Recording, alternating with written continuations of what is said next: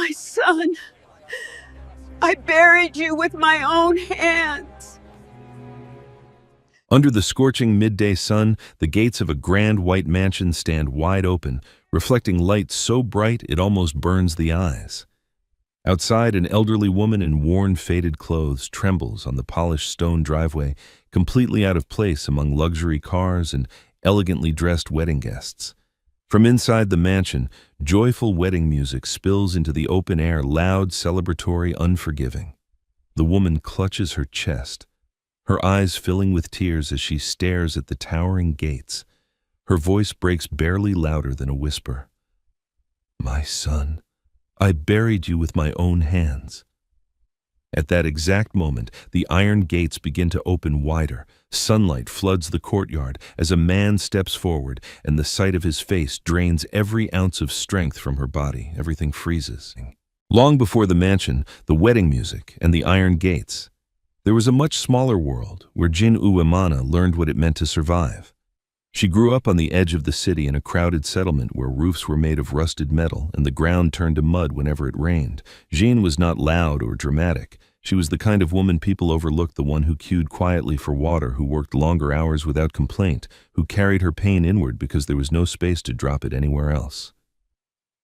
As a young woman, Jean cleaned houses during the day and washed clothes for neighbors at night. Her hands were always rough, her back always aching, but she held on to a simple dream: one day life would soften. One day she would rest. That was before Jonas Kibet. Jonas came into her life like a promise. He spoke gently, laughed easily, and looked at Janine as if she mattered. For the first time, someone asked her how her day had been and waited for the answer. She fell in love slowly, carefully, as if afraid that loving too fast might break something. When she told him she was pregnant, the silence that followed felt heavier than shouting. Jonas didn't yell. He didn't cry. He simply leaned back, folded his arms, and said, "Jean, I'm not ready for this," she tried to explain. She told him she wasn't asking for luxury, only presence, only responsibility. But Jonas had already decided. Within days, he stopped coming around. Then he stopped answering calls. Then neighbors told her they had seen him with another woman, someone whose clothes were cleaner, whose life did not carry so much weight. Jean faced the pregnancy alone. Her body changed, but so did the way people looked at her. Some whispered, others shook their heads. Even her own relatives told her she had brought shame upon herself. When she needed support the most, doors quietly closed. By the time labor came, Jean had nothing left to sell. The public hospital was overcrowded, noisy, and unforgiving. Women screamed in pain. Nurses moved with exhaustion etched into their faces, and the smell of antiseptic mixed with fear. Jean was admitted late at night, her body already trembling with exhaustion. She gave birth after hours of agony to a baby boy. When the nurse placed him briefly on her chest, Jean felt something she had never known before, a love so fierce it scared her. The child's tiny fingers curled around her thumb as if asking her not to let go. "I'll call you Kundai," she whispered weakly, "because you are loved." But love did not pay hospital bills. Within hours, Jeanne was told she needed to settle her fees. She tried to explain she would work, that she could pay later, that she had nowhere else to go. Her voice was barely audible above the noise of the ward. That was when forms appeared. Sign here, sign there. Jean didn't fully understand what she was signing. She was weak, dizzy, and terrified. Somewhere nearby, Dr. Emmanuel Okafor watched with discomfort but said nothing. The system was bigger than him. It always was. When Jean woke up later, her arms felt unbearably empty. A nurse avoided her eyes. "I'm sorry," the woman said quietly. "Your baby didn't make it." The words hit Jean like a physical blow. Her chest tightened. The room spun. "No," she whispered. "I saw him. He was alive." The nurse looked away. Complications. Jeanne screamed, then not loud, not dramatic, but broken, the kind of sound that comes from somewhere deep and dark where hope goes to die. She was discharged the next morning. No body was shown to her. No explanation was offered. She walked out of the hospital barefoot, clutching a small piece of cloth she had planned to wrap her baby in. The city moved on around her. Cars honked. People laughed. Life continued as if nothing had happened. Jeanne believed her son was dead. For weeks she wandered like a shadow. She stopped eating properly. She stopped speaking. At night, she dreamed of a baby crying somewhere she could never reach. In the mornings, she woke with tears already on her face. Eventually, survival forced her forward. Jeanne left the city. She found work in another town, then another. She carried her grief quietly like a hidden wound. Years later, she married a man who was poor but kind, someone who did not ask about her past, who did not push when she went silent. With him, she had a daughter, Amani Uwimana. Jean loved Amani deeply. She worked herself to exhaustion to feed her, to clothe her, to keep her in school. But even as she watched her daughter grow, a part of her remained frozen in that hospital room, listening to words she could never forget. My son didn't make it. Jean never knew that on that same night, while she was sent away with empty arms, a decision had been made without her consent. The baby had lived. He had been taken, renamed, and given a different life. And the world, cruel and patient, began quietly preparing the moment when Jean Uwimana would discover that the child she mourned for decades had never truly left this earth. The night Jean Uwimana was sent away from the hospital believing her son was dead, another story quietly unfolded behind locked doors and lowered voices. In a small administrative office near the maternity ward, a tired clerk flipped through papers under flickering fluorescent light. The hospital was overwhelmed, too many patients, too few beds, and not enough hands to care for them all. Babies were born every hour. Some lived, some didn't, and sometimes the truth slipped into a gray space no one wanted to question. The baby Jean had named Kundai was alive. He had been weak at first, struggling to breathe, but by morning his tiny chest rose and fell steadily. A nurse noticed, a doctor confirmed it, and instead of calling Jean back, instead of admitting a mistake, a quiet decision was made.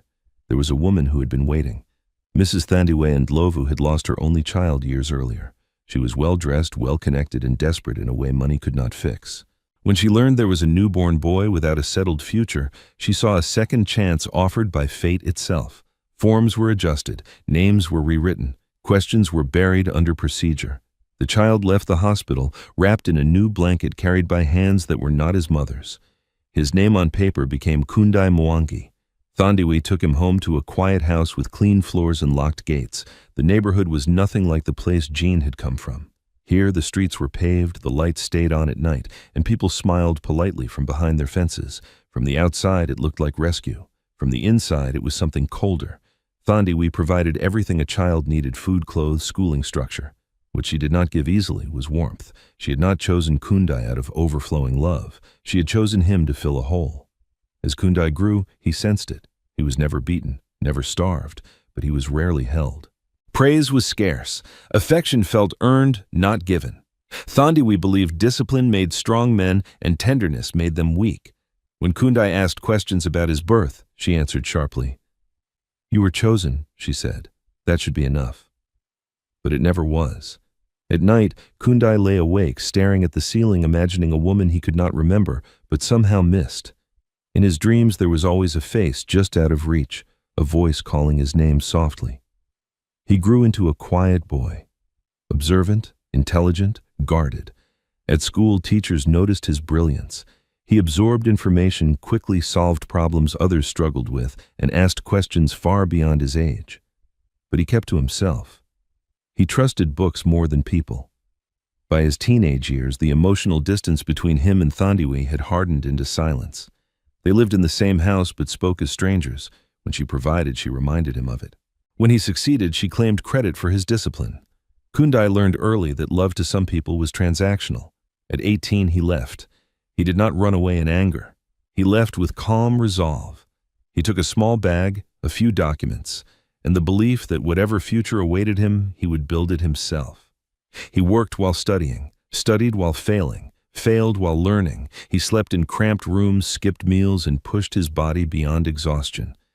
He was driven not by ambition alone, but by a question that haunted him. Why was I abandoned? During those years, Kundai met Tariq Mensah. Tariq was everything Kundai was not: outspoken, warm, and fiercely loyal. Where Kundai analyzed, Tariq felt. Where Kundai retreated, Tariq advanced. Somehow they balanced each other. They became partners, first in survival, then in vision. Together they built something small, then something stable, then something powerful. Kundai discovered he had an instinct for business, an ability to see patterns, anticipate risk, and make decisions others feared. He worked with ruthless focus. Failure became fuel. Loneliness became discipline. Within a decade, the boy who once lay awake dreaming of a missing mother stood at the head of a growing empire. Money came. Influence followed. Respect arrived late but loudly, yet none of it quieted the voice inside him. The questions grew louder with success, not softer. When Kundai was in his early 30s, a simple discovery changed everything. While organizing old documents, he noticed inconsistencies in his birth records, dates that didn't align, signatures that seemed rushed, names that had been altered. He brought them to Tariq. "This doesn't make sense," Kundai said, his voice steady but his hands tense. "Someone changed something." Tariq studied the papers carefully. "You think you weren't abandoned?" he said slowly. "You think you were taken?" The thought struck Kundai like lightning. That night he didn't sleep. Memories surfaced, small fragmented sensations, the feeling of warmth, the echo of a voice whispering a name. Love, not discipline. The next morning Kundai made a decision. "I'm going back," he told Tariq, "to where it all began." Years later, under the bright African sun, Kundai Mwangi returned to the city of his birth, not as a lost child, but as a powerful man with unanswered questions. He did not know that Jean Uwamana still lived nearby. He did not know she still mourned him. And he did not know that fate, patient and unforgiving, was already weaving their lives back together, this time with consequences no amount of money could soften. Jean Uwamana never spoke about the child she lost, not because the pain had faded, but because it never did. After leaving the city, she drifted from place to place, following whatever work she could find. Some months, she cleaned offices before sunrise. Other times, she sold vegetables by the roadside, her feet swollen, her hands cracked from the heat. She learned to live with very little. Hunger became familiar. Loneliness became routine. But grief stayed sharp. Every year, on the same unmarked date she believed her son had died, Jean woke with a heaviness in her chest she could not explain. She would sit alone, staring at nothing, her hands folded tightly in her lap as if holding on to something invisible. She never visited the hospital again. The memory of that building, the smell, the lights, the voices was too much.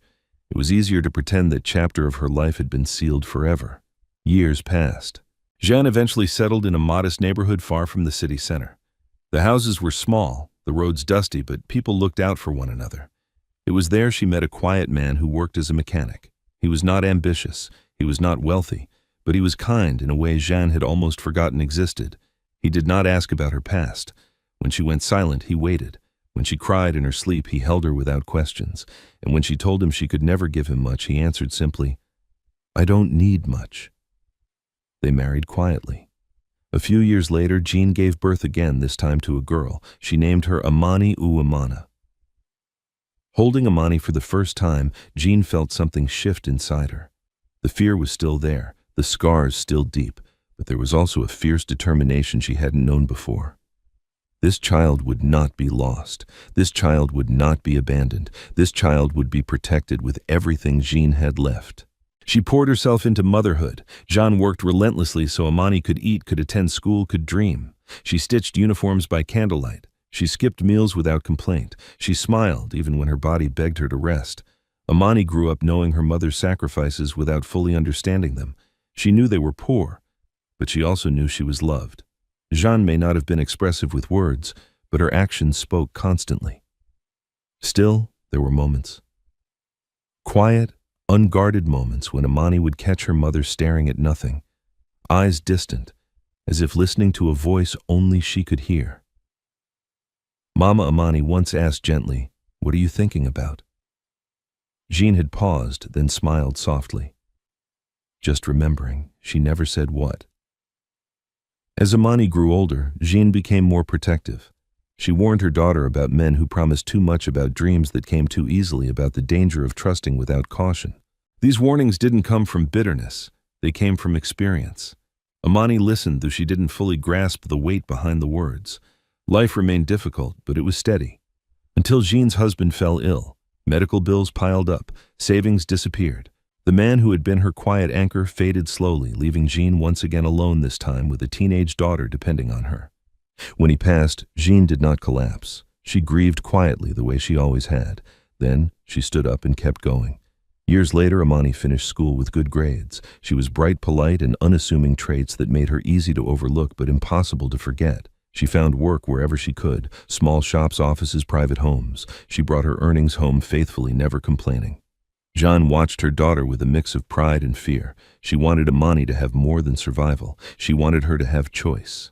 What Jean didn't know was that far away, the son she believed she had buried was building a life that would one day crash violently into theirs.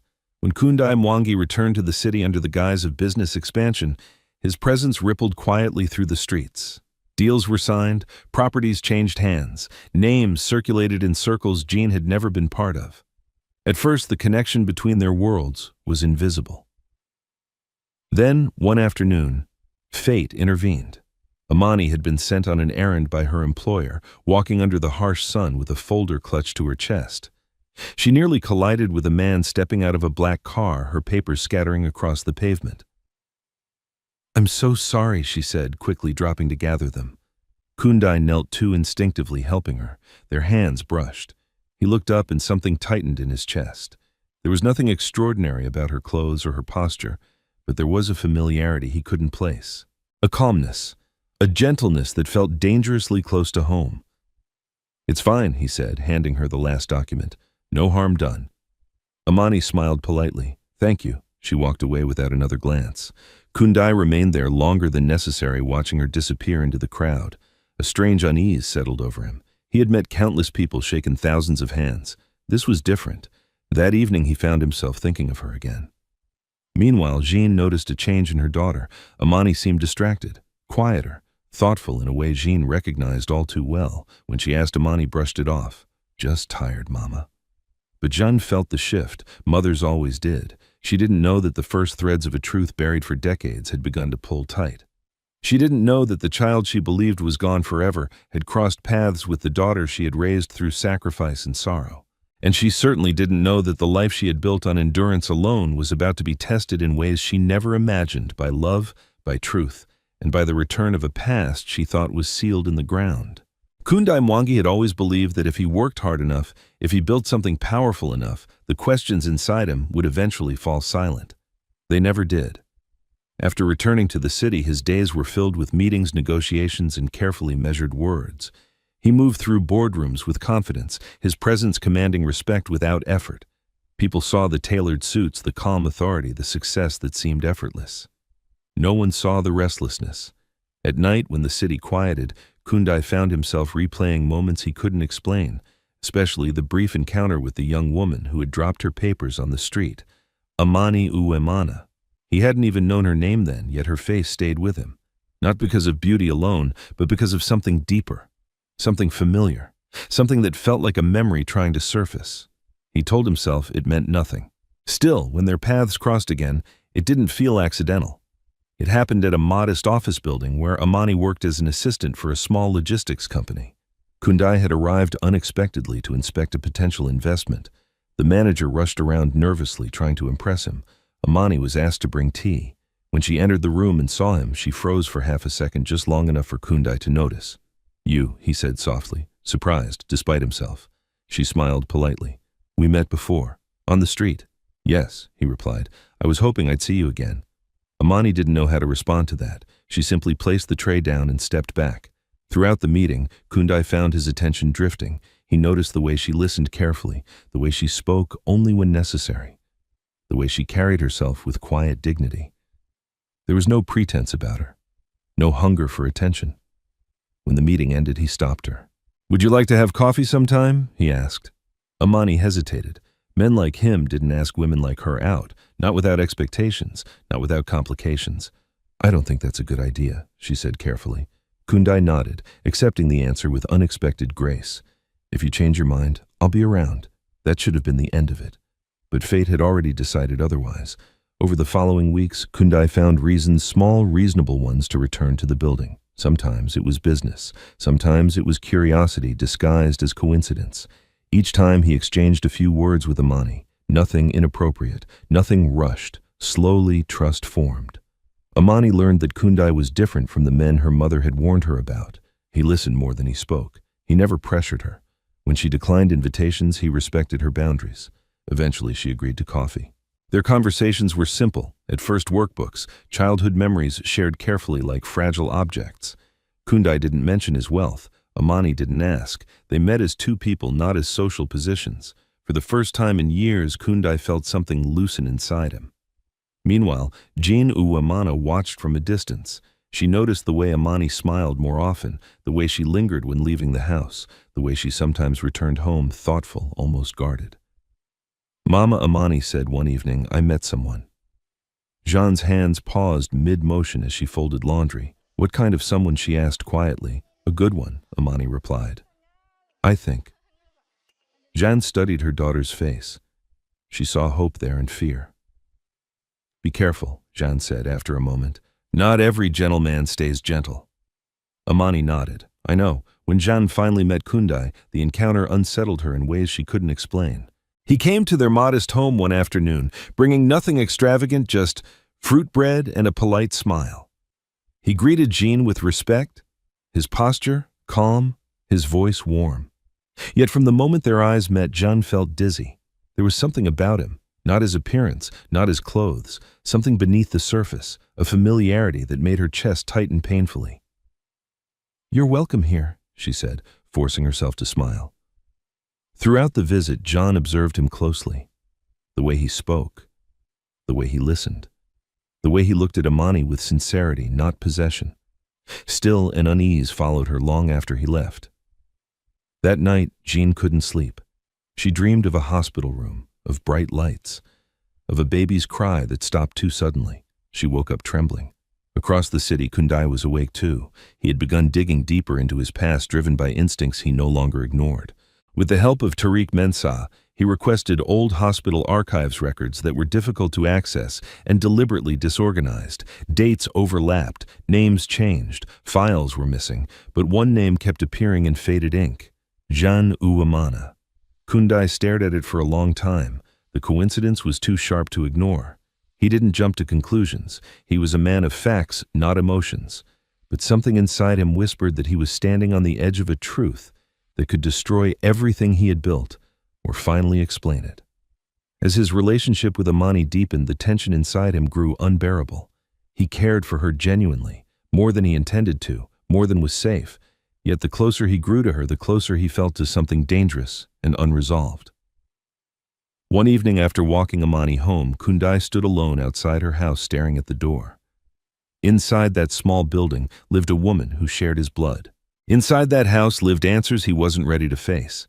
And inside his heart, two forces collided: love and truth, each demanding loyalty, neither willing to yield.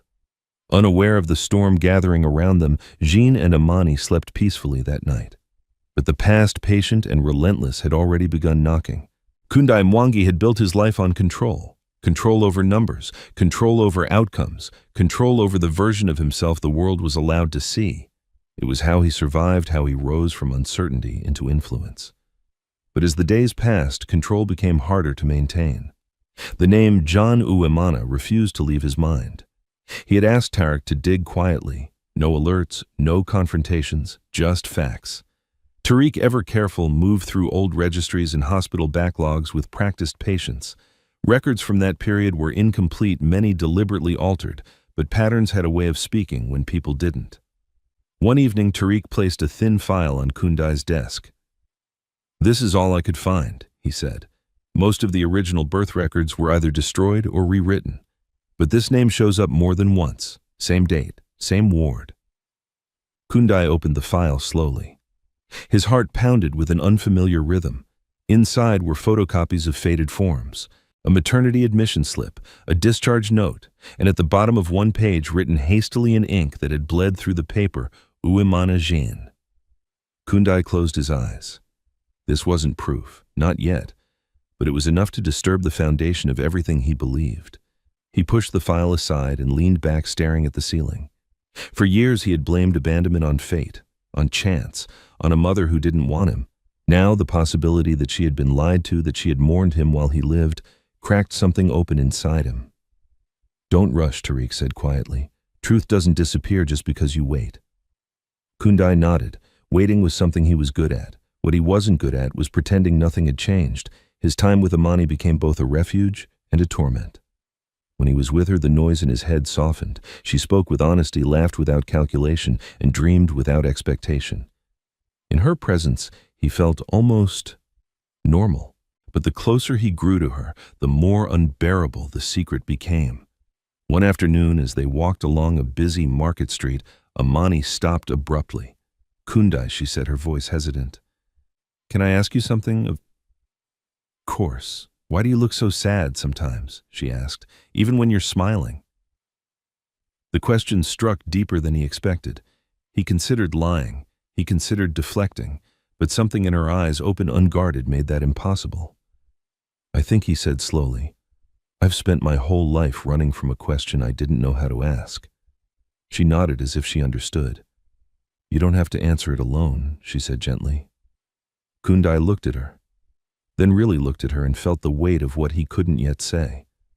At home, Jean sensed the growing seriousness of the relationship. Amani spoke of Kundai with careful excitement, never boastful, never naive. Jean listened, her heart tightening with every mention of his name. She didn't know why he unsettled her so deeply. He was polite, respectful, sincere, everything a mother could hope for in a man interested in her daughter. And yet, sometimes when he sat across from her at the small dining table, Jean felt as though she were being watched by the past itself. There were moments, brief, unexplainable, when she caught herself studying his face too closely, his eyes, his jawline, the way his voice softened when he spoke. Once, without thinking, she asked him, "Where did you grow up?" Kundai hesitated.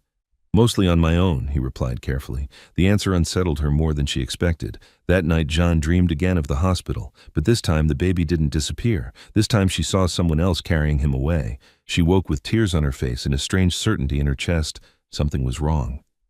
Days later, Kundai made a decision. He would confirm the truth. With Tariq's help, he tracked down Dr. Tapia. Emmanuel Okafor, now retired and living quietly on the outskirts of the city. The man was older, slower, and clearly burdened by memories he had long tried to bury. At first, Dr. Okafor refused to speak. "That was a difficult time," he said stiffly. "The hospital was overwhelmed. Mistakes happened." Kundai leaned forward. "This wasn't a mistake," he said calmly. "It was a lie." The doctor's silence confirmed everything. After a long pause, Dr. Okafor exhaled heavily. "She was young," he said, "the mother. She had nothing. They told me it was better this way, that the child would have a future." "Did she know?" Kundai asked. Dr. Okafor shook his head slowly. "No." The word echoed like a verdict. Kundai left the meeting with his hands trembling, not from fear, but from rage and grief tangled together. His mother hadn't abandoned him. She had been robbed of him. And now, impossibly, fate had placed him in love with her daughter. The irony was cruel beyond words. He stopped seeing Amani for several days. When she asked why he gave vague answers, work travel pressure. She sensed the distance immediately. "Mama," Amani said one evening, her voice tight. "I think something's wrong." Jeanne looked at her daughter's face. Hope now edged with worry and felt her own heart ache. "If he is hiding something," Jeanne said carefully, "he will tell you when he's ready." But inside, Jeanne felt the same dread she had felt years ago standing in that hospital corridor. The feeling that something precious was about to be taken from her again. Kundai, meanwhile, stood alone in his apartment, staring at the city lights through floor-to-ceiling windows. He could expose the truth now.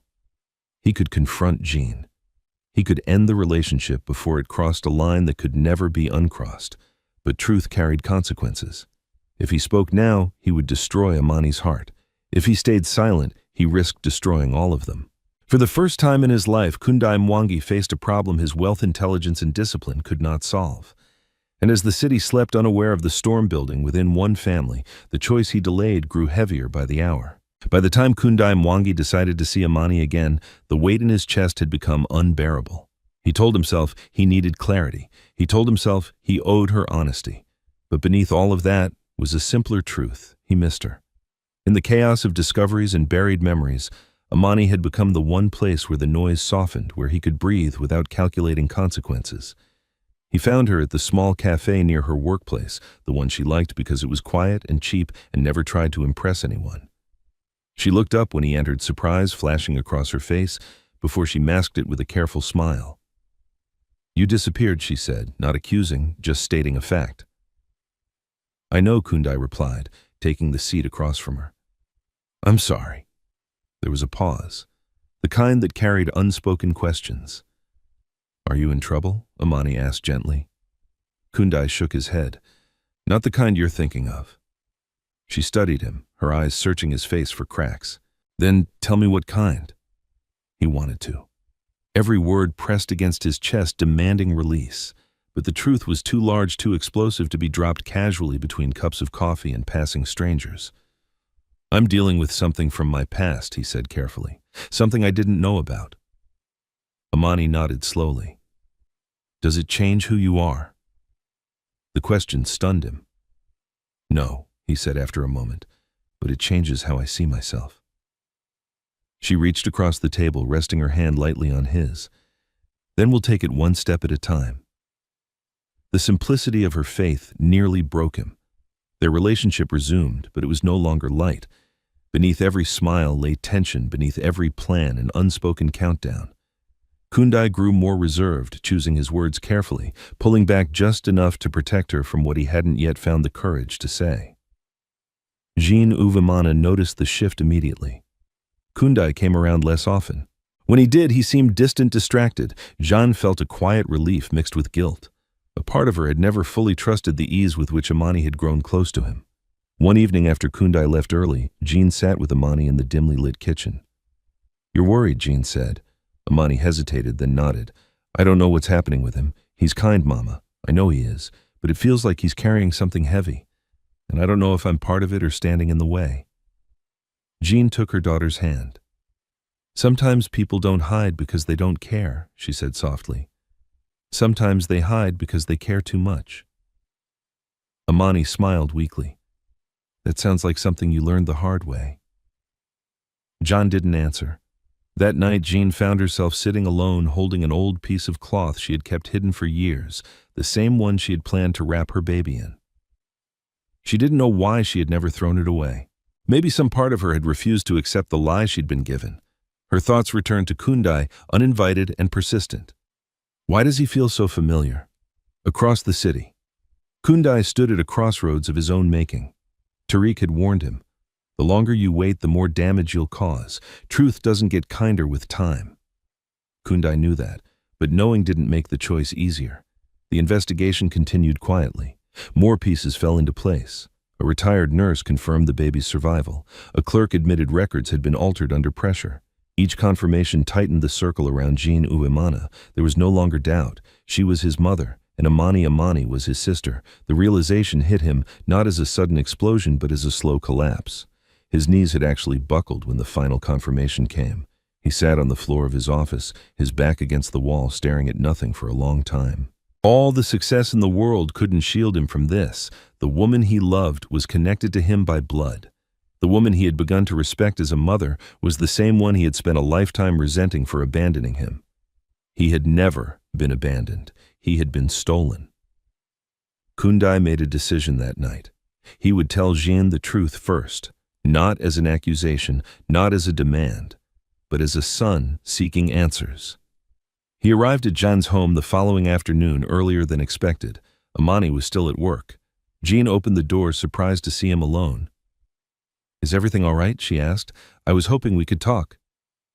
Kundai said, "Just the two of us." Something in his tone made her step aside without question.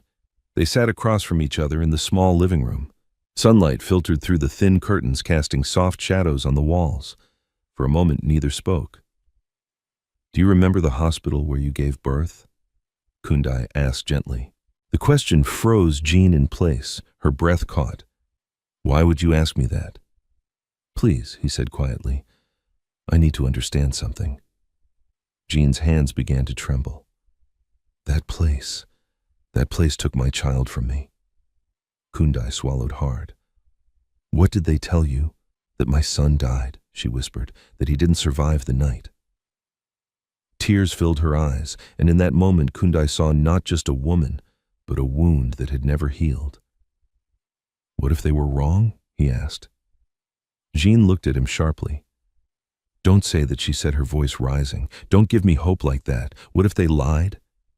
He pressed. The room felt suddenly too small. Jean stood up, backing away. "Why are you doing this? Why are you asking me these things?" Kundai rose as well, his voice trembling now. "Because I was born in that hospital. Because my records were changed. Because everything points to you." The silence that followed was devastating. Jean stared at him, her mind racing, her heart pounding painfully against her ribs. She shook her head in disbelief. "No," she whispered.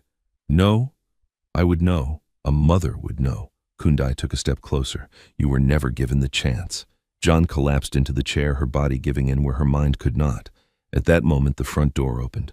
Amani stepped inside. She looked from her mother's tear-streaked face to Kundai's pale expression and felt her heart drop. "What's going on?" she asked. Neither answered. And as the truth hovered between them, heavy, unfinished, and dangerous, the fragile world they had built together began to crack. The room felt smaller with every second that passed. Amani stood frozen near the door, her hand still on the handle, her eyes moving between her mother and Kundai. She had walked in expecting an ordinary afternoon, maybe tea, maybe conversation. Instead, she walked into silence so heavy it pressed against her chest. "What's going on?" she asked again, more softly this time. Jean Uemana's lips trembled. She tried to speak, but no words came. Her face had gone pale, her eyes unfocused, as if the walls around her had dissolved and she was standing somewhere else entirely. Kundai took a slow breath, steadying himself.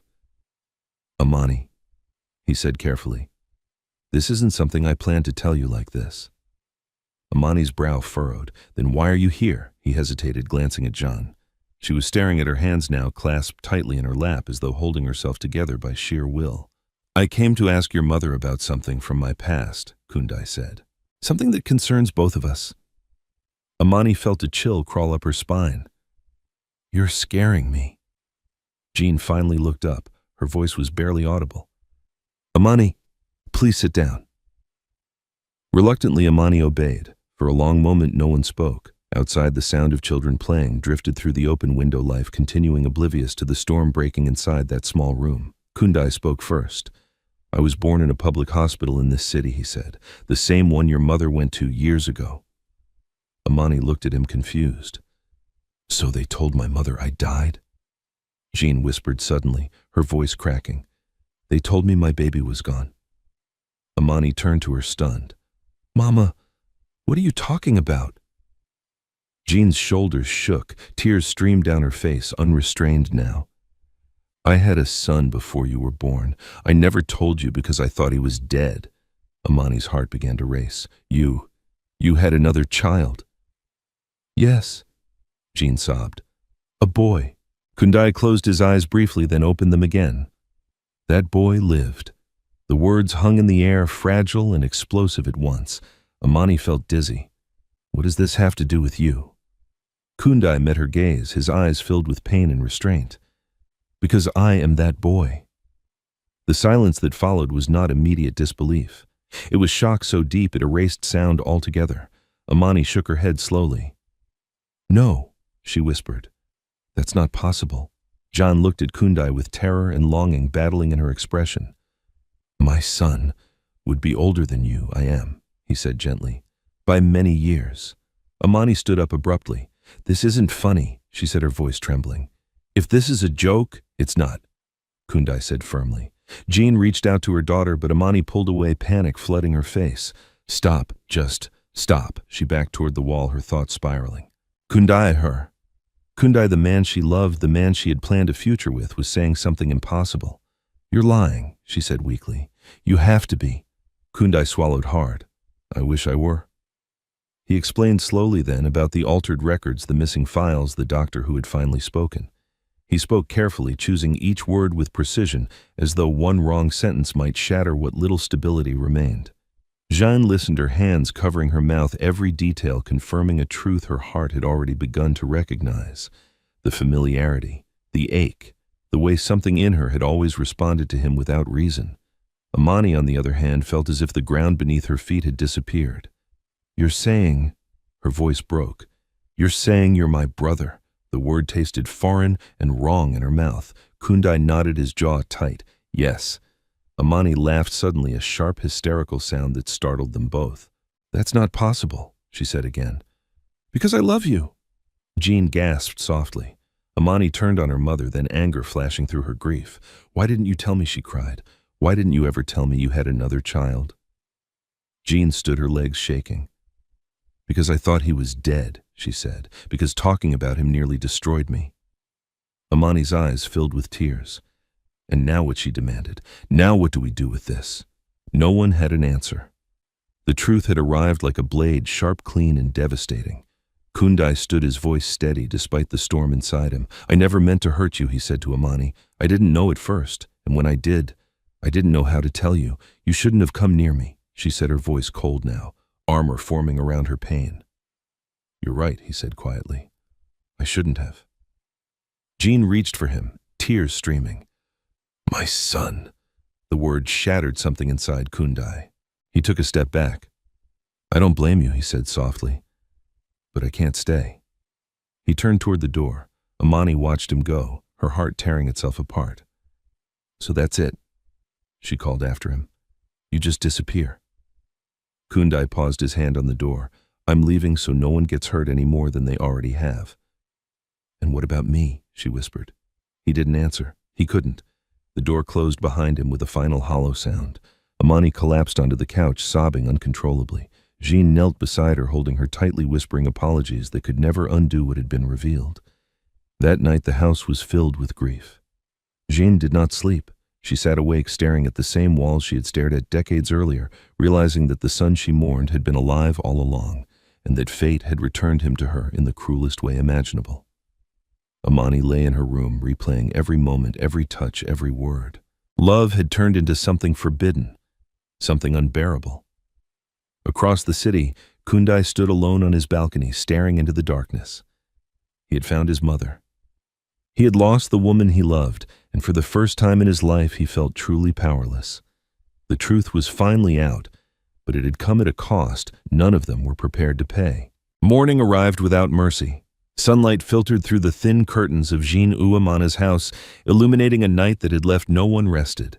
The air felt heavy, as though the walls themselves were holding their breath, waiting to see what would happen next. Amani had not slept. She lay on her bed, eyes open, staring at the ceiling as if it might offer answers. Her mind replayed everything in relentless loops. Kundai's voice, her mother's tears, the word brother echoing again and again until it lost all meaning and yet somehow gained more weight. Love did not vanish just because truth arrived. That was the cruelest part. In the kitchen, Jeanne sat motionless at the table, her hands wrapped around a cup of tea that had long gone cold. For decades she had mourned a son she believed she had buried. Now that son had stood in her living room, alive, successful, and broken by the same truth that had shattered her. She had gained him and lost him. When Amani finally emerged from her room, her eyes were swollen but dry. The crying had exhausted her. What remained was a hollow ache that settled deep in her chest.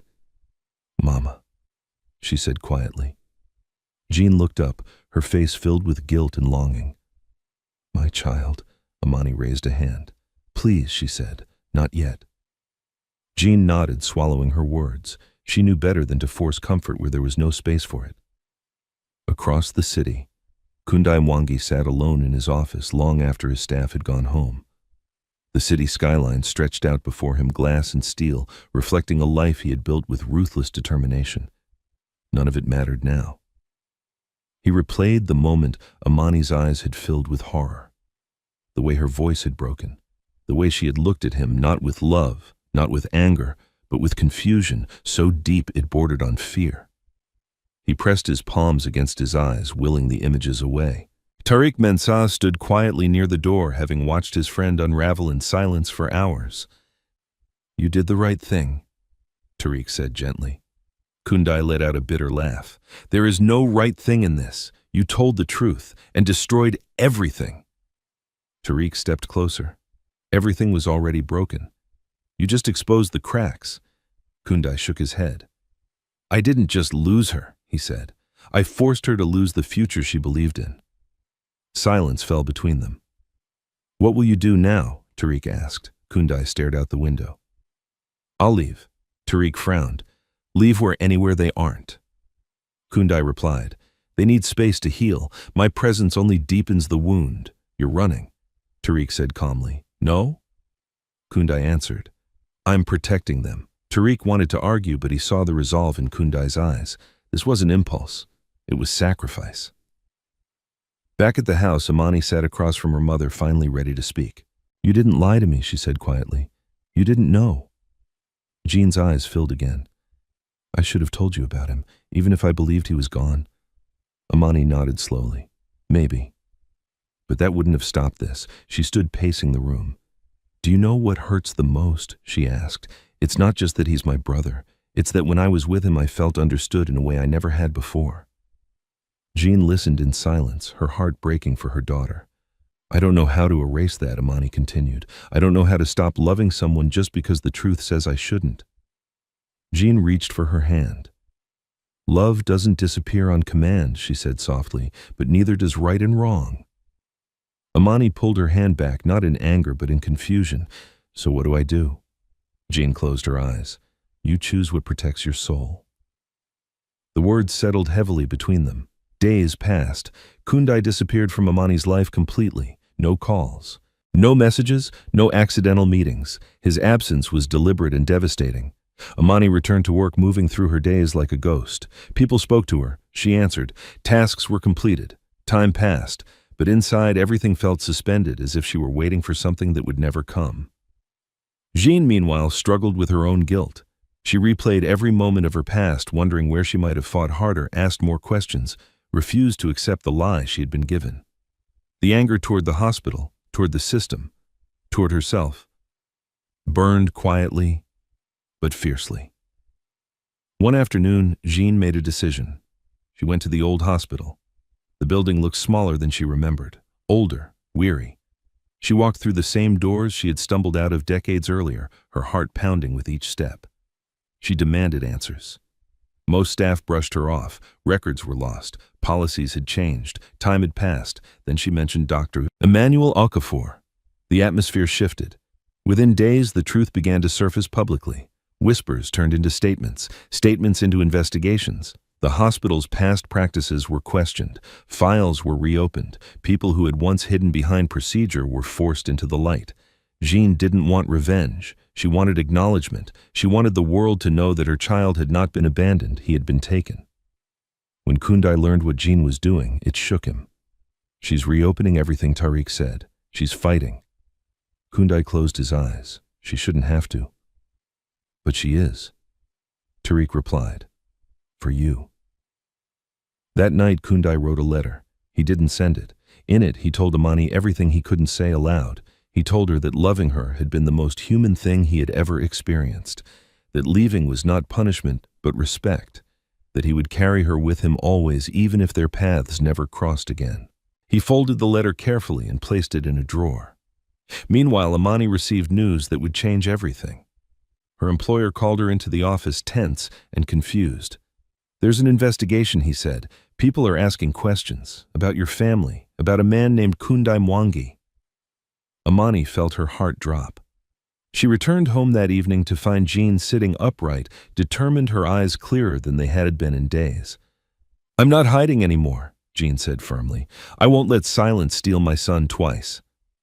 Amani looked at her mother and saw not just pain, but strength she had never fully appreciated. For the first time since the truth came out, something inside Amani shifted. Maybe healing did not mean forgetting. Maybe it meant facing the truth without running from it. And maybe, just maybe, the story of their family was not ending in tragedy but transforming into something neither of them yet understood. As the city buzzed with rumors and revelations, 3 lives moved forward on separate paths, bound by blood, love, and a truth that refused to stay buried.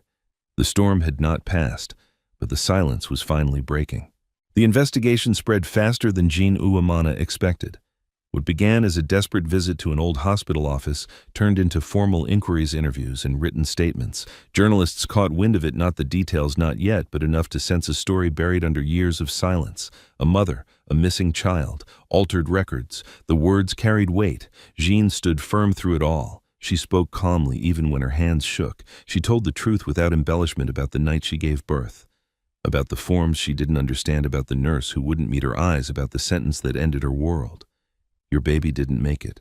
Every time she repeated those words, it felt like reopening a wound, but this time she refused to bleed quietly. Amani watched her mother transform. The woman who had always endured in silence now spoke with a clarity that startled everyone around her. There was no hysteria, no rage, just a steady demand to be heard. And for the first time, Amani saw something new in herself as well. She returned home each night, emotionally exhausted but no longer numb. The shock had given way to something sharper. Questions she could no longer avoid. Who was she now, knowing the truth? Was she still the woman who had fallen in love with Kundai? Or had that person disappeared the moment the word brother was spoken aloud? Late one evening, unable to sleep, Amani opened her phone and scrolled through old messages. Kundai's name sat there unmoving like a door she was afraid to open. She didn't call him. Instead, she opened a blank note and began to write thoughts she couldn't say, feelings she couldn't place. She wrote about grief without a funeral, about love without permission, about a future that had evaporated without warning. She didn't know it then, but across the city, Kundai was writing too. He had left the office and moved into a quieter apartment away from the noise of his usual latte. He avoided social events, declined meetings, delegated decisions he would normally handle himself. People noticed. "Are you all right?" business partners asked. Kundai answered politely and changed the subject. Inside, he was unraveling. Every instinct told him to return to Jean's house, to explain himself again, to beg Amani for forgiveness he didn't deserve. But he didn't move, because restraint was the only form of love he had left to offer. One night, Tariq found him sitting on the floor, papers scattered around him, documents, statements, timelines. Kundai looked up slowly. "They're going to expose everything he said. My name, her name, Amani's name." Tariq nodded. "It's already happening." Kundai closed his eyes. "I never wanted her to carry this burden. None of this was your choice," Tariq replied. "But what you do next is..." Kundai looked at him. "What if the truth destroys her? What if silence does?" Tariq countered. The question stayed with him. At Jean's house, the pressure intensified. Neighbors whispered. Distant relatives reached out with questions and opinions Jean had never asked for. Some offered sympathy. Others offered judgment. "You should have fought harder," one woman said quietly. Jean didn't respond. She had spent years blaming herself already. She would not do it again. One afternoon, Jean asked Amani to sit with her. "I need to know how you're holding up," Jean said gently. Amani took a deep breath. "I don't know," she admitted. "Some moments I feel strong. Other moments I feel like I'm splitting in two." Jean nodded. "That's grief, for what Amani asked, for the man I loved, or for the life I thought I was going to have?" "Both," Jean said softly. Amani stared at her mother. "Do you regret having me?" she asked suddenly. Jean froze. "Never," she said immediately. "Why would you ask that?" "Because if I hadn't been born," Amani whispered, "this wouldn't have happened." Jean stood and crossed the room in 2 steps, taking her daughter's face in her hands. "Listen to me," she said firmly. "Your life is not a mistake, and neither is his. What happened to us was wrong, but it does not make you wrong." Amani's tears finally came. "I don't know how to move forward," she sobbed. Jean pulled her into an embrace. "Then we move slowly," she said, "one honest step at a time." That same evening, a letter arrived. It wasn't addressed to Amani directly. It was addressed to Jean. Jean recognized the handwriting immediately. Her heart pounded as she opened it. Inside, Kundai wrote carefully, respectfully. He apologized, not for existing, not for seeking the truth, but for the pain his presence had caused. He wrote that he would step back completely, that he would not interfere in their lives, that he only wanted them to heal. At the end, there was one line that made Jean's breath catch. "I don't know how to be your son without hurting your daughter, so I will be neither until you tell me otherwise." Jean sat with the letter for a long time. Then she handed it to Amani. Amani read it in silence. Her hands shook, but her expression remained composed. "He's leaving?" she said quietly. "Yes," Jan replied. Amani folded the letter carefully. "He always chooses distance when things get dangerous." Jean studied her daughter's face. "Do you want him to stay away?" Amani hesitated. "I don't know what I want," she said honestly, "but I know what I don't want." Jean waited. "I don't want this to end in silence," Amani said. "I don't want us pretending this never happened. I don't want love and truth to become enemies." John nodded slowly. "Then they won't." The next day, Jean requested a meeting. Not with the hospital, with Kundai.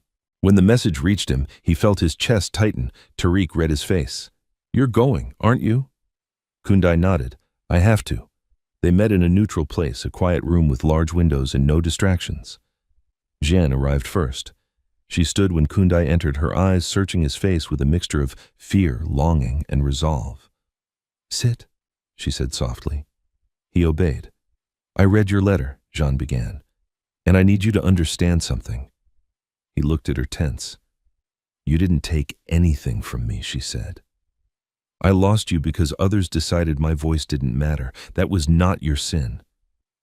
Kundai swallowed hard.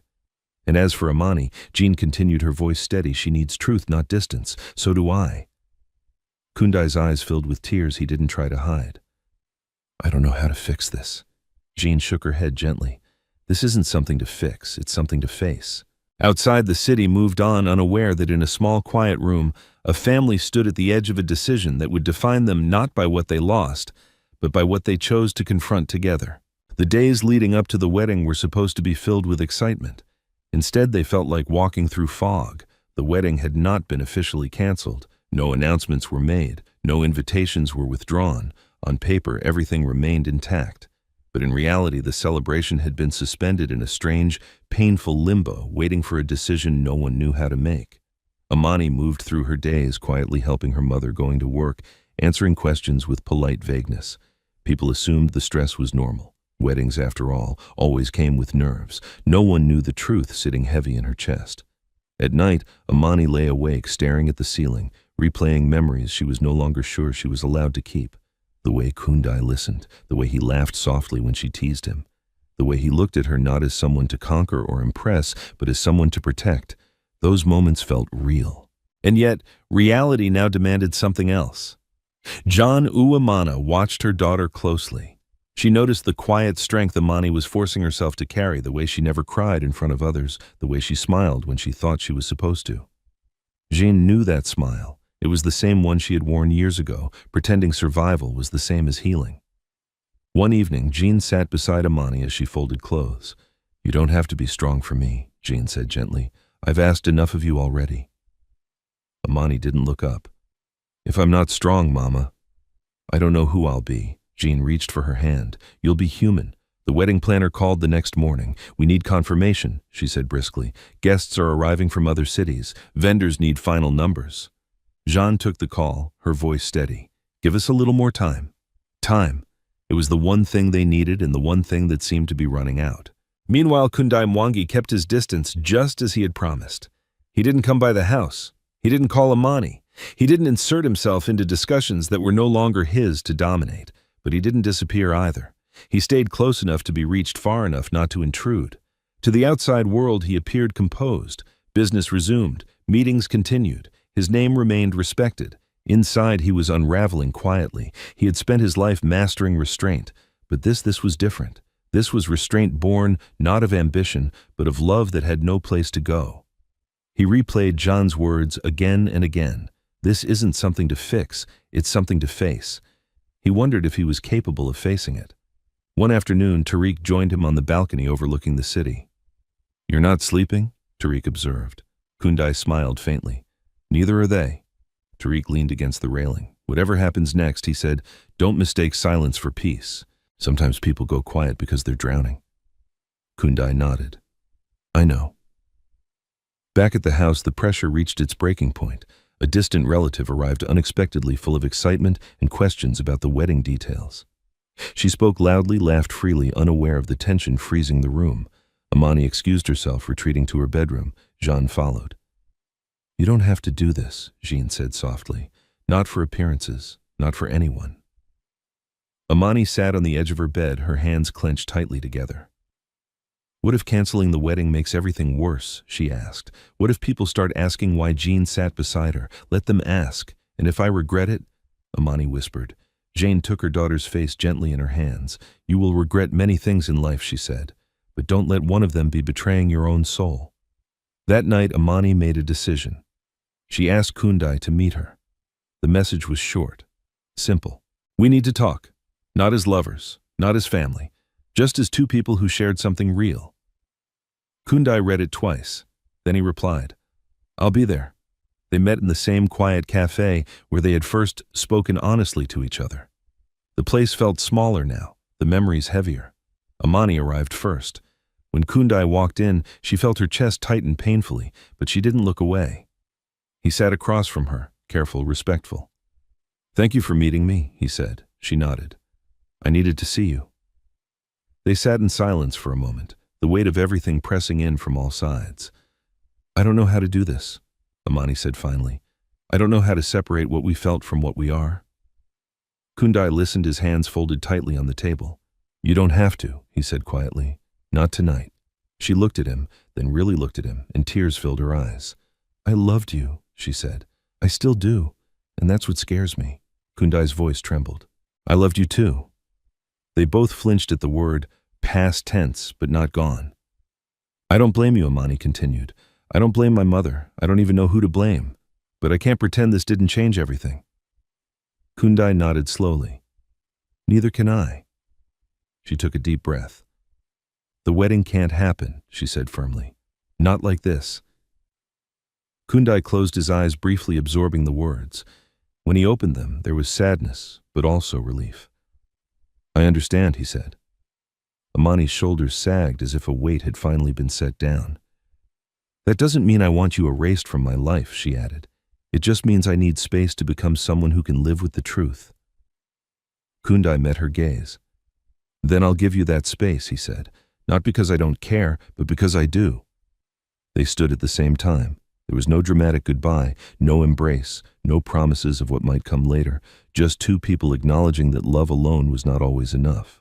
When Amani returned home, she told Jean everything. Jean listened without interruption, her heart aching for both of her children. You did the bravest thing, Jean said softly.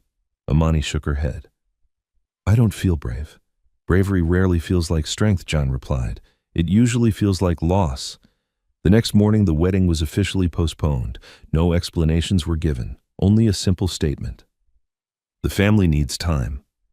Some guests were disappointed, some were confused, others whispered. Jean did not care. For the first time in decades, she was choosing truth over silence, no matter the cost.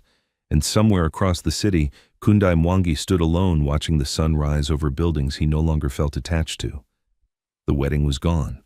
The illusion was gone. But beneath the pain, something fragile and new was beginning to form. Not reconciliation, not resolution, but honesty.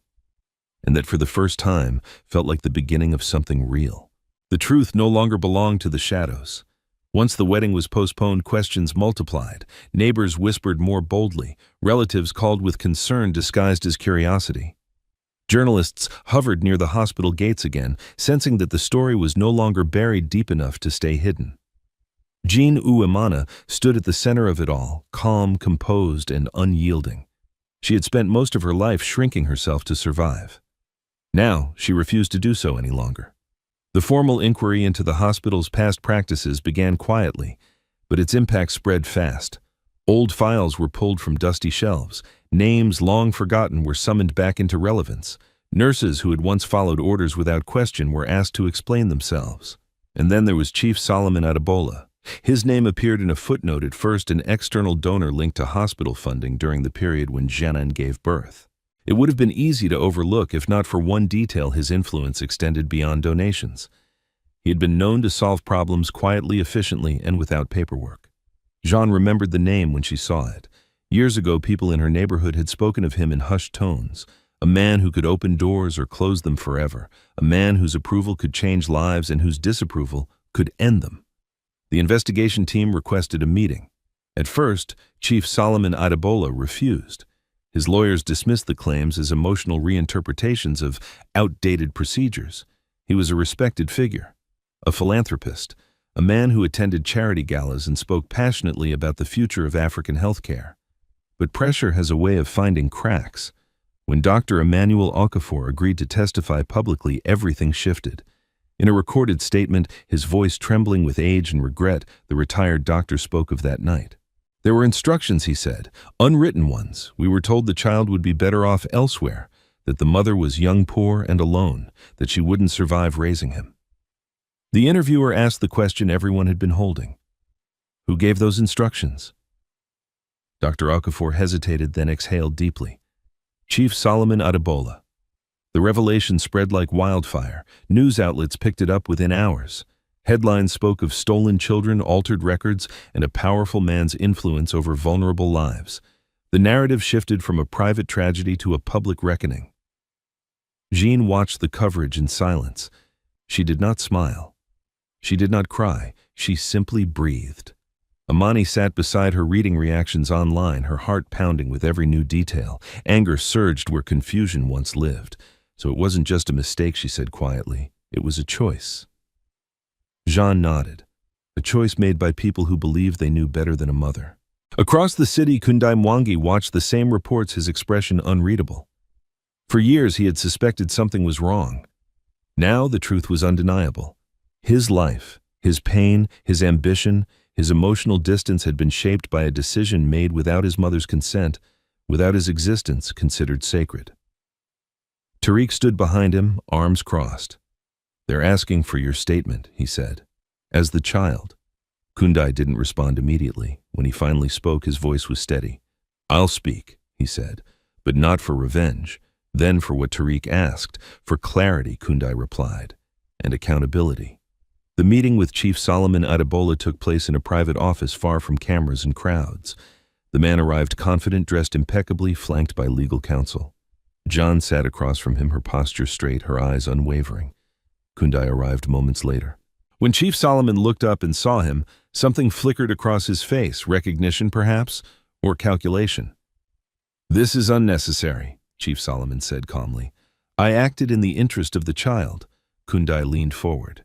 "You acted in the interest of your conscience," he said, "not in the interest of truth." Chief Solomon's jaw tightened. The mother was incapable. Jean's voice cut through the room like steel. "You never asked me." Silence followed. For the first time, Chief Solomon seemed unsettled. "I mourned my child for decades," Jean continued. "I buried a future you decided I didn't deserve." Kundai spoke next. "You didn't save me," he said. "You separated me from my identity." The meeting ended without resolution, but the damage was done. Within days, Chief Solomon Adebola's reputation began to crumble. Sponsors withdrew support. Public statements turned defensive. The once unquestioned authority he wielded weakened under scrutiny. But for Jean, justice was not about watching a powerful man wall. It was about reclaiming her truth. One evening, Jean and Kundai met alone. No investigators, no lawyers, no cameras, just a mother and her son. They sat quietly at first, the distance between them still uncertain. Years could not be undone by acknowledgement alone. "I don't know how to be your mother," Jean said softly. "Not after all this time." Kundai looked at her, his eyes filled with pain but also understanding. "I don't know how to be your son," he admitted. "Not yet." Jean nodded. "Then we learned slowly." He hesitated. "I'm angry," he said, "at what was taken, at what could have been." "I know," Jean replied. "I am too." They sat in shared silence, anger, grief, and something fragile beginning to form beneath it all. Later that night, Amani joined them. She stood in the doorway, unsure where she belonged in this new configuration of truth. Jean reached for her hand. "You belong here," she said firmly. Amani looked at Kundai, her expression guarded but honest. "I don't know how to talk to you yet," she said. "But I don't want to pretend you don't exist." Kundai nodded. "That's enough for now." For the first time since the truth shattered their lives, there was no urgency to decide everything at once, no pressure to define the future, only the understanding that healing would not be rushed and that pretending nothing happened was no longer an option. Outside, the city buzzed with headlines and speculation. Inside that small room, something quieter unfolded. Not forgiveness, not reconciliation, but the courage to stand in the truth together no matter how uncomfortable it felt. Healing did not arrive as a single moment. It came in fragments, hesitant conversations, shared silences, and small acts of courage that felt insignificant until they weren't. In the days following the public exposure of the truth, Jean Uvumana's home became quieter. Not empty, just still.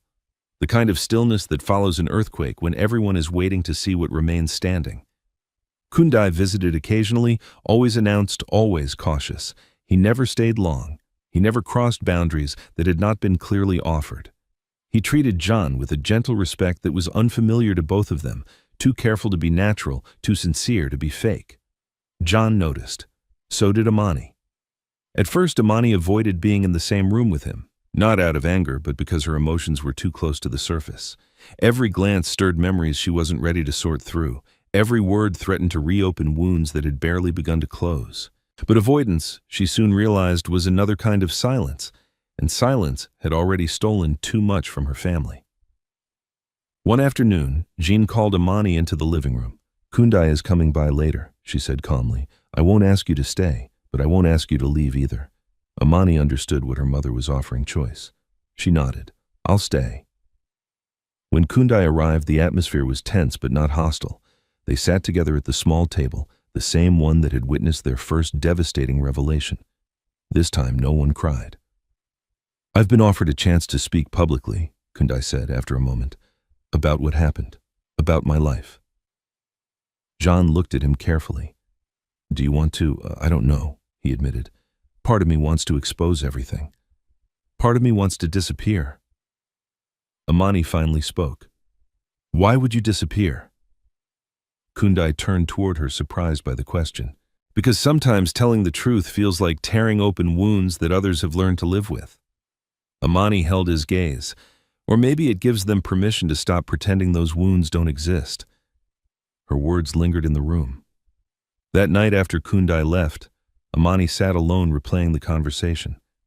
For the first time, her feelings toward him felt less chaotic, still painful, still complicated but no longer suffocating. She realized something then. Loving him had not been wrong, but loving him now required a different shape. Days later, Kundai made his decision. He would speak, not as a victim, not as a billionaire, but as a child whose life had been redirected without consent, and as a man who refused to let that truth remain buried. The interview was scheduled quietly. No sensational headlines, no dramatic staging, just Kundai seated in a plain room, answering questions with measured honesty. "I was told I was abandoned," he said calmly.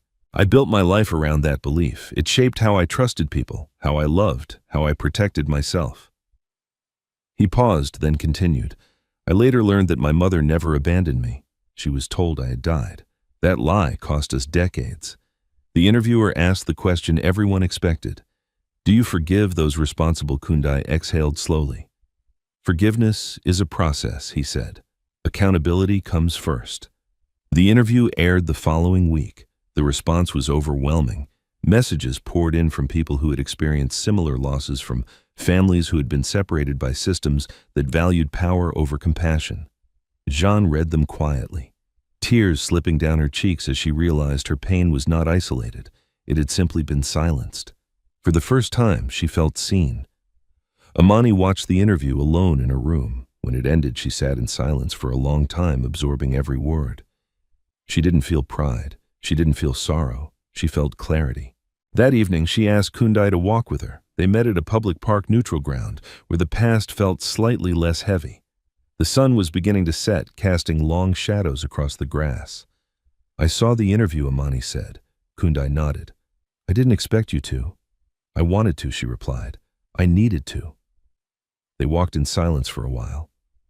"I'm not angry anymore," Amani said finally. "At least, not the way I was." Kundai stopped walking, turning to face her. "You don't owe me peace," he said gently.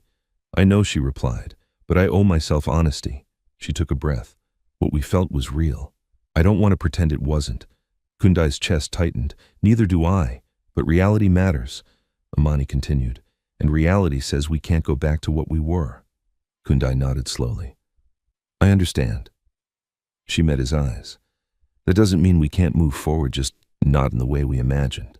For the first time, Kundai smiled, not with relief, not with longing, but with acceptance.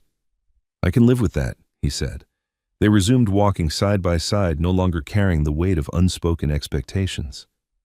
At home, Jean watched her children from a distance, one born of her body, the other returned by truth, and felt something shift inside her. She had spent her life surviving. Now she was learning to live. One evening, she sat alone with Kundai. "I need to ask you something," she said. He looked at her attentive. "Anything." "Do you resent me?" she asked quietly. Kundai didn't answer immediately. "I resented the idea of you," he said honestly, "the version of you I invented to make sense of my pain. And now?" "Now," he said, his voice softening, "I'm learning who you really are." John closed her eyes, tears slipping free. "I would give anything to have those years back." Kundai shook his head gently. "You gave me something else," he said. "The strength to survive, Even without knowing it, weeks passed. The public conversation continued. Chief Solomon Adebola faded from influence. Policies were questioned. Reforms were promised. Whether they would last remained uncertain, but the truth had already shifted something irreversible. Within the family, something new began to grow. Not comfort, not closure, but trust, slow, fragile, and earned. Amani began to laugh again. Jean slept through the night more often. Kundai stopped planning his escape. They were not healed, but they were no longer broken in isolation. And as the city moved forward, loud, imperfect, alive, their family did too, step by careful step, learning that the truth, painful as it was, had finally given them something they had never had before, a chance to choose each other honestly. The hardest part of healing was not the pain. It was the waiting. Waiting for emotions to settle. Waiting for anger to soften, waiting for hearts to catch up with truth. Weeks after the interview, life did not return to normal. There was no normal to return to. Instead, a new rhythm emerged, uneven, cautious, but real. Jean Ouamana woke each morning with a sense of purpose she had not felt in years. She attended meetings with advocacy groups, spoke quietly with other mothers who had lost children to systems that never apologized, and listened more than she spoke. When people thanked her for her courage, she corrected them gently. "I didn't choose courage," she said. "I chose truth, because silence was killing me." Amani watched her mother step into this new role with awe and worry intertwined. She admired Jean's strength but feared the toll it might take. Some nights she found her mother staring at the wall long after dinner, exhaustion etched into her face. "You don't have to carry this alone," Amani reminded her one evening. Jean smiled softly. "I'm not anymore." Kundai Mwangi felt the shift too. The city treated him differently now, not with awe for his wealth, but with recognition of his story. Some people praised him, others judged him. A few tried to use his pain as a platform for their own agendas. He refused all of it. He continued his work quietly, redirecting resources toward maternal health initiatives without attaching his name. He visited hospitals not to accuse, but to understand. And in private moments, he sat with the parts of himself he had long ignored. One afternoon, he asked Amani to meet him again. This time, there was no tension in her reply. They met at the same park. The air warmer now, the trees fuller. They walked slowly, neither in a hurry to reach conclusions. "I've been thinking about boundaries," Amani said. "About what we need, not what people expect." Kundai nodded. "Me too." She stopped walking and faced him. "I don't want us to disappear from each other's lives, but I also don't want confusion." "Then let's be clear," Kundai said. Amani took a breath. "I want you in my life as family, as someone who matters, but I need time before I can fully define what that looks like." Kundai's chest loosened. "I can give you time, and honesty," she added. "You have it," he said immediately. They stood there, not touching, but not distant either. For the first time since everything collapsed, the space between them felt intentional rather than forced. That evening, Jean noticed the change in Amani. "You look lighter," she said. Amani nodded. "I finally stopped fighting what already happened." Jean studied her daughter's face. "And how do you feel about him?" Amani considered the question carefully. "I feel grounded," she said. "Not healed, not resolved, but grounded." Jean exhaled a breath she hadn't realized she was holding. The legal process continued in the background. Statements were finalized. Agreements were reached. Some officials resigned quietly. Others clung to technicalities. Justice, it seemed, moved slower than pain, but it moved. One afternoon, Jean received a message from Dr. Emmanuel Okafor. "I want to apologize in person." She hesitated before agreeing. When they met, the doctor looked smaller than she remembered. Older, worn. "I should have spoken up," he said, his voice trembling. "I didn't." Jean listened, her expression unreadable. "I won't ask you to forgive me," he continued. "I only want you to know that your voice changed things." Jean nodded slowly. "I don't forgive easily," she said honestly, "but I believe in change." It was enough. That night, Jean sat with Kundai on the porch, the quiet stretching comfortably between them. "I was afraid to love you," she admitted, "because loving you meant facing everything I lost." Kundai looked at her gently. "And now?" "And now," she said, "I'm learning that loving you doesn't erase the past, it gives it meaning." He swallowed hard. "I don't expect you to make up for time," he said. "I don't expect perfection." Jeanne smiled faintly. Good, because I can only offer presents. That's enough, he replied. The final decision about the wedding arrived quietly. Amani gathered both of them one evening. I've decided not to reschedule, she said calmly. Not because I'm afraid, but because I need space to grow into who I am now. Jean reached for her hand. Whatever you choose, we support you. Kundai nodded. Always, Amani smiled grateful. I know. There was no grief in her voice, only certainty. In the days that followed, something unexpected happened. Peace. Not the kind that erased scars, but the kind that allowed them to exist without bleeding. They shared meals, laughed occasionally, spoke openly when things felt heavy. No one pretended the truth was easy, but no one ran from it either. One afternoon, Jean watched her children, one born of her body, the other returned by fate, talking quietly in the kitchen. She felt tears rise, not from sadness, but from gratitude. For years, she had believed her life was defined by what she lost. Now she understood it was also defined by what returned. That night, Kundai stood alone on his balcony again, but this time he didn't feel the urge to disappear. He thought of Jean's resilience, of Amani's clarity, of the life he had built and the family he was learning to belong to. Belonging, he realized, wasn't about where you started, it was about who stayed. And as the city lights flickered on below, Kundai Mwangi knew that whatever came next, he would face it, not alone, not in silence, but with the truth beside him. The morning arrived quietly without ceremony. There were no crowds outside the house, no cameras, no music. Just the sound of birds, distant traffic, and the slow rhythm of a family learning how to breathe again. For the first time in many years, Jean Uemana woke without the familiar weight pressing on her chest. The pain was still there, but it no longer controlled her. She moved through the house with calm intention, preparing breakfast as sunlight filtered through the windows. This house, once filled with silence and suppressed grief, now carried a different kind of stillness, one that felt earned. Amani joined her in the kitchen, tying her hair back. "You're up early," Jean said. Amani smiled faintly. "I slept well." Jeanne paused, studying her daughter's face. There was no forced strength there anymore, no tension held behind the eyes, just presence. "That makes me happy," Jean said softly. Later that morning, Kundai Mwangi arrived. He didn't come as a guest. He didn't come as a benefactor. He came as someone who belonged, carefully, respectfully, without assumption. They sat together at the table. No one rushed the conversation. No one tried to fill the quiet. Eventually, Kundai spoke. "I've been asked to take over a large healthcare investment," he said. "A long-term one. It could change a lot of things." John looked at him. "What kind of things?" "Access," he replied. "Transparency, accountability, systems that protect mothers instead of silencing them." Amani listened intently. "Is this about what happened to us?" Kundai nodded. "It started that way. But it's bigger now." Jean reached across the table and placed her hand over his. "Then do it," she said, not because of anger, but because of hope. Kundai held her gaze. "That's the only reason I would." The days that followed marked a quiet turning point. The investigation officially concluded. Statements were issued. Reforms were promised.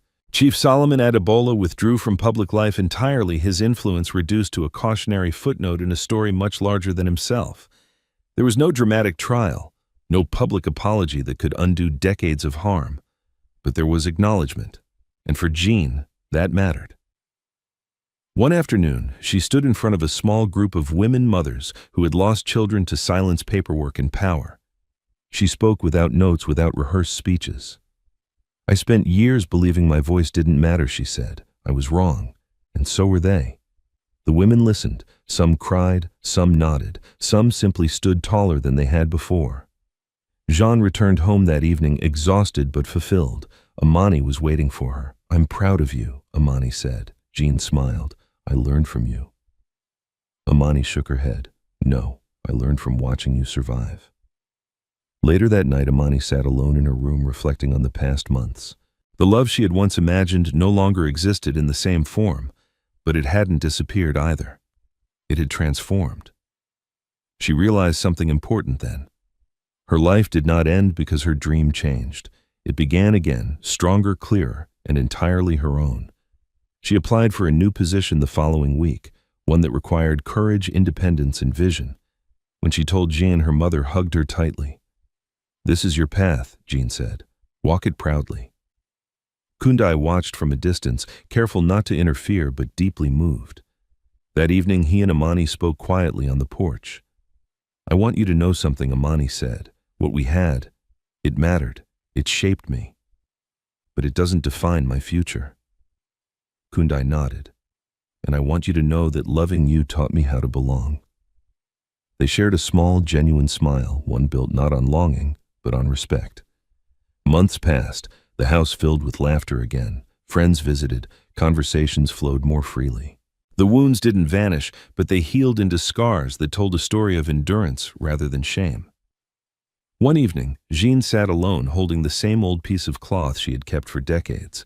This time she folded it carefully and placed it in a drawer, not to forget, but to let go. She joined her children outside, watching the sky darken into deep shades of orange and blue. "I used to believe loss was the end of the story," Jean said quietly. Amani leaned against her shoulder. And now Jean continued. "I know that sometimes loss is just the part that makes room for truth." Kundai looked at them both. This family formed not by perfection, but by courage, and felt something settle deep within him. He had returned not to reclaim a past, but to build a future where no child was silenced, no mother erased, no truth buried for convenience. As the night grew still, the three of them sat together, not bound by expectations, not haunted by what could have been, but grounded in what was. A family not defined by blood alone, but by honesty, accountability, and the quiet decision to face pain without turning away. And in that decision, they found something far greater than closure. They found peace. Sometimes life teaches its deepest lessons through pain we never asked for. This story reminds us that silence can be just as harmful as cruelty. John lost her son not because she lacked love, but because powerful systems decided her voice did not matter.